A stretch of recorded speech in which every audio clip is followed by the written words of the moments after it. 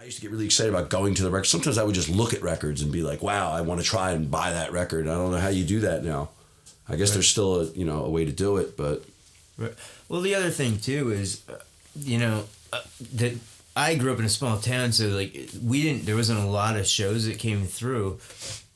And when you got records back then, and there was this whole, like, mysterious thing about it. Like, yeah. You couldn't go on the internet and, like, search and find out everything you wanted to know about this band and see everything. There's something about you had no idea. You had no idea whether they ate babies on their own time. You know what I mean?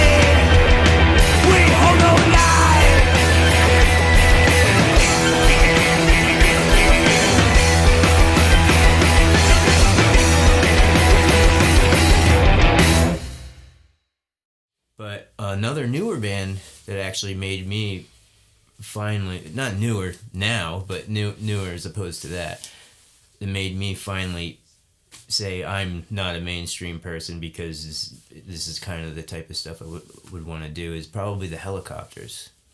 That's a good one. The first time I got a Hanoi Rocks record, I almost forced myself to like it at first because I just thought I really liked what the band was all about. I liked the androgynous angle, but I liked that they were doing, they had a mix of bluesy punk and reggae and rock and roll and calypso and all these different styles. I definitely agree with that stuff. Roky Erickson for one, pretty much everything.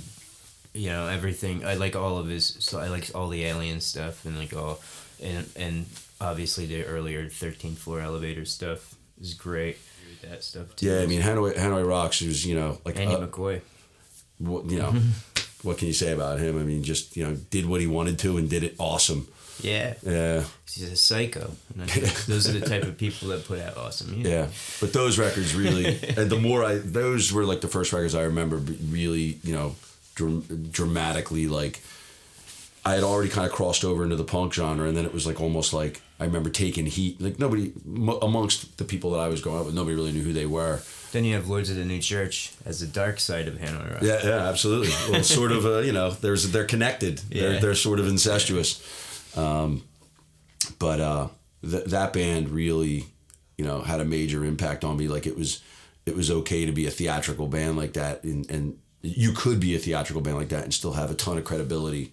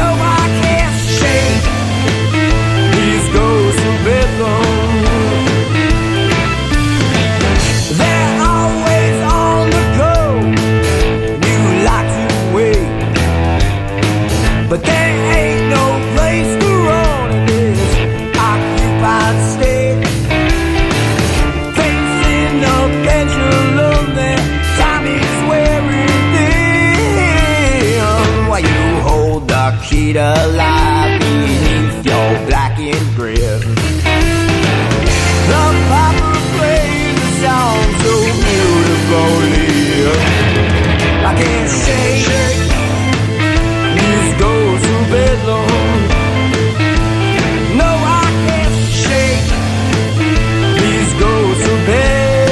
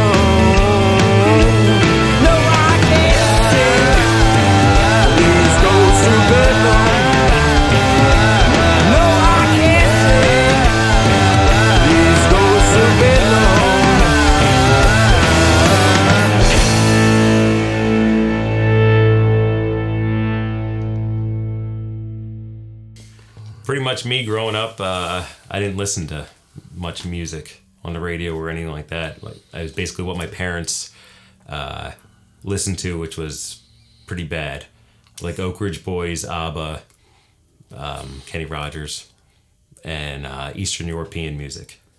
With me, I remember my mom, we had a jukebox in our basement, like a kind of a ghetto-y jukebox, but the only songs that were in it were like Jan and Dean songs and the Beach Boys and like Dionne Warwick and stuff like that. So obviously that impacted me quite a bit. So I actually liked the Eastern European music and tangos and all that kind of stuff.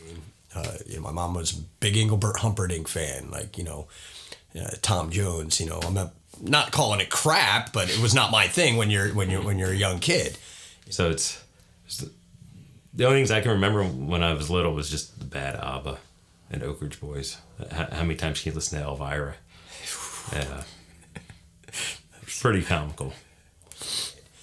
So I instantly, found the stoner kid in the neighborhood, and we hung out, and he turned me on to all his stuff, and that's what it was all downhill from there.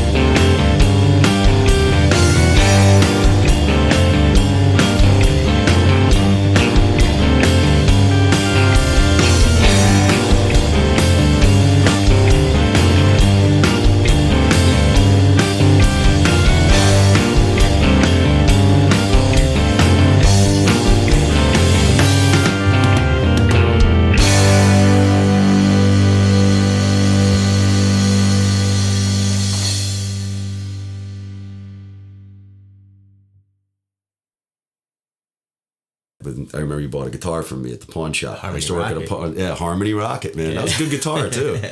You usually get, a lot of people think you get ripped off in a pawn shop all the time. Not all the time. I've always went for. Yeah, that was a cool guitar.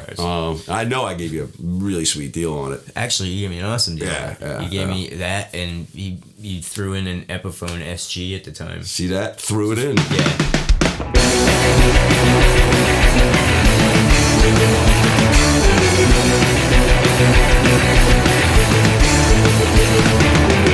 We will play snowy legions,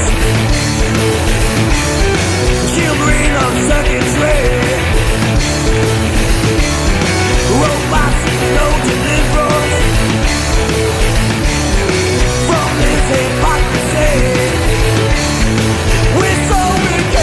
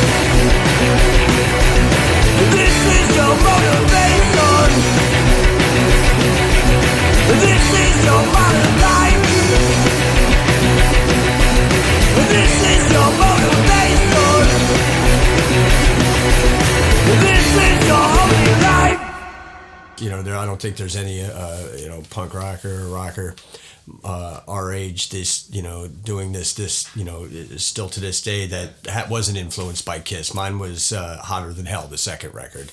It's one of the first records I bought with my own money. I was never like Mr. Punk Rock though. Like I always, I listened to cock rock and metal and all that stuff and new wave and. But I was also into the Cars and Blondie. I ran the gamut. Good tunes were good tunes, and I really gravitated toward different drummers at that time. I'm a huge Clem Burke fan. I'm also a huge AC/DC fan. Graduated into probably more punk rock stuff like Black Flag. Black Flag's a huge influence on me too. Misfits, obviously, early Misfits, very early Misfits. I definitely had a Judas Priest record next to my Misfits record. It's just the whole idea of being an outsider and the aggressive side of it was definitely, something that I felt because I grew up in a small town, and it was a small town literally where like there was cops like waiting out at the end of my driveway because I looked weird.